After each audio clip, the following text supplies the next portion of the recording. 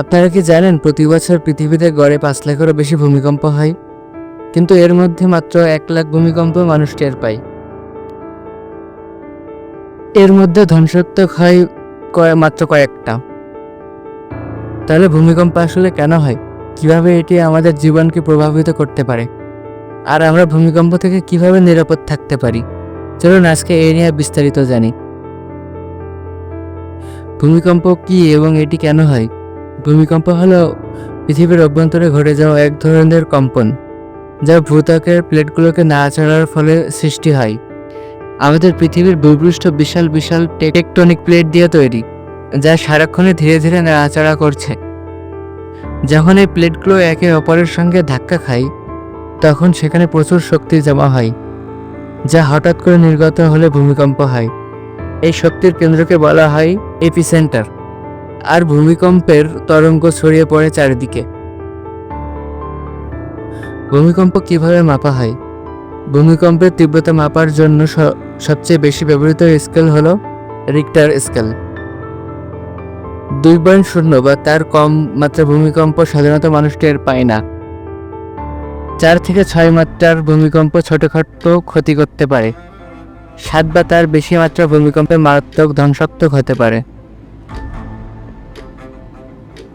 ইতিহাসে ভূমিকম্প অনেক ভয়াবহ বিপর্যয় ডেকে এনেছে।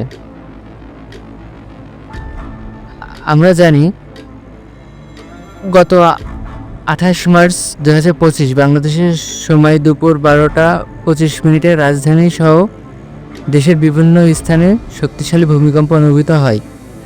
মার্কিন ভূতাত্ত্বিক জরিপ সংখ্যা জানিয়েছে ভূমিকম্পের উৎপত্তিস্থল ছিল মায়ানমারে। মায়ানমার সাংহাই শহরের 16 কিলোমিটার পশ্চিমে ভূপৃষ্ঠ থেকে মাত্র 10 কিলোমিটার গভীরে বিকরাট স্কেলে ভূমিকম্পের মাত্রা ছিল 7.7। এই ভূমিকম্পের ফলে মায়ানমার এবং নেপালে অনেক ক্ষতিগ্রস্ত হয়, যাতে জনজীবন দুর্ভিক্ষে রয়েছে।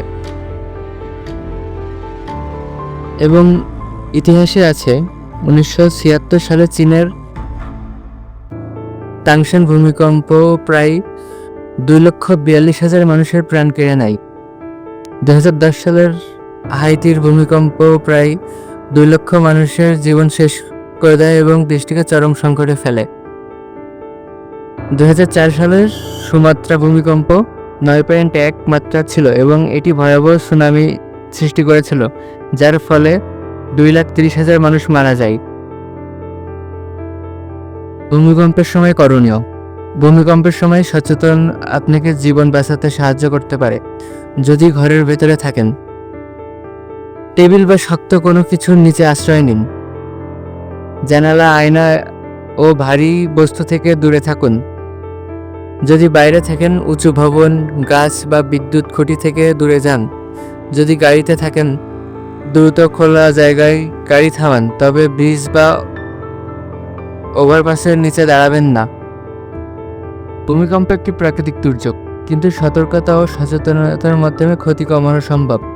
বিজ্ঞানীরা এখন ভূমিকম্পর পূর্বাভাস দেওয়ার চেষ্টা করছেন, তবে এখনও এটি পুরোপুরি সুনিশ্চিতভাবে অনুমান করা সম্ভব নয়। তাই আমাদের উচিত প্রস্তুত থাকা ও সচেতন বাড়ানো।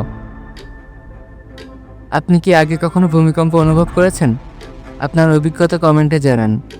আর যদি ভিডিওটি ভালো লাগে, তাহলে লাইক, শেয়ার এবং সাবস্ক্রাইব করতে ভুলবেন না। ধন্যবাদ।